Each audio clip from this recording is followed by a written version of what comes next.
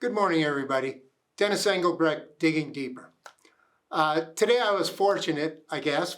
I came upon in an email a new leadership newsletter, which I think I'm going to get weekly, but it's called Leadership at smartbrief.com.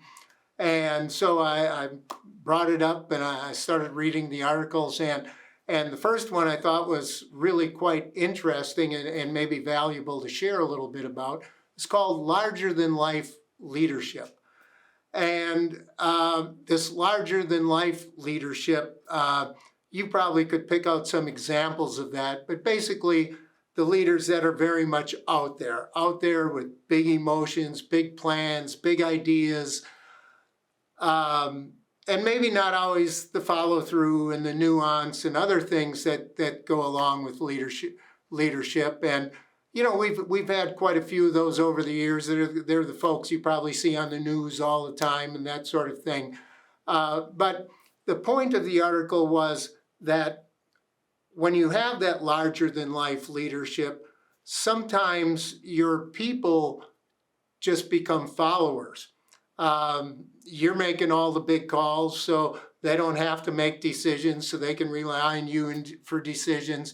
Entrepreneurship may not be as strong because you've got all the big ideas for them, or you only accept the big ideas from yourself. But those big plans, big emotions, calls to action, all of those are great in a short run. But leadership needs to occur in the long run.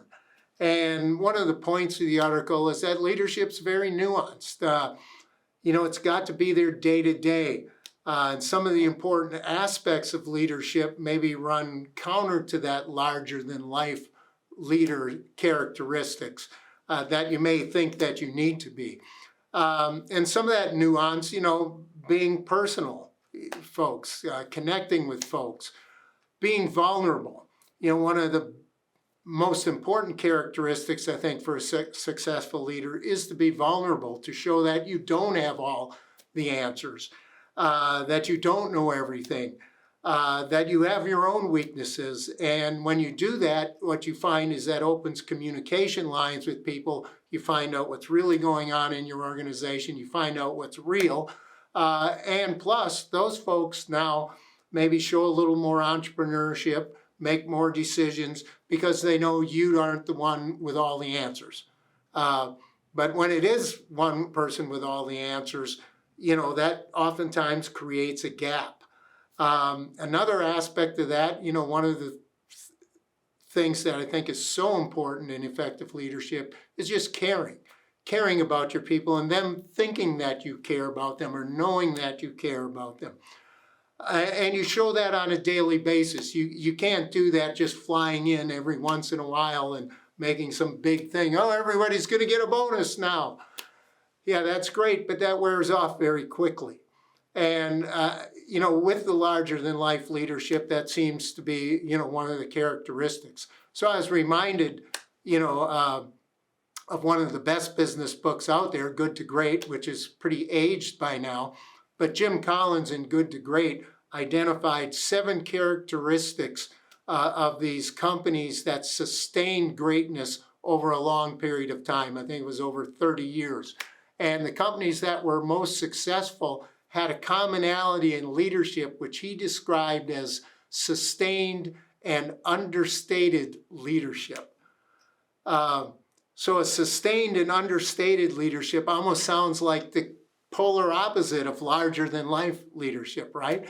So what he was saying in his example he used back then was Lee Iacocca in the book, and he was very much out there, I think, in the public and making big pronouncements and all of that, even ran for president, I think. But that was sort of his counter example of somebody that was maybe a larger than life leader. So if you're thinking about your next step in leadership and where you need to be, maybe larger than life and the kind of things that go along with that is not what you need to be doing. And maybe you need to be targeting more of that sustained, understated, nuanced leadership that this article speaks about. So take a look at this newsletter, leadership@smartbrief.com, and read the article. I think you'll enjoy it and learn something. Dennis Engelbrecht, Digging Deeper.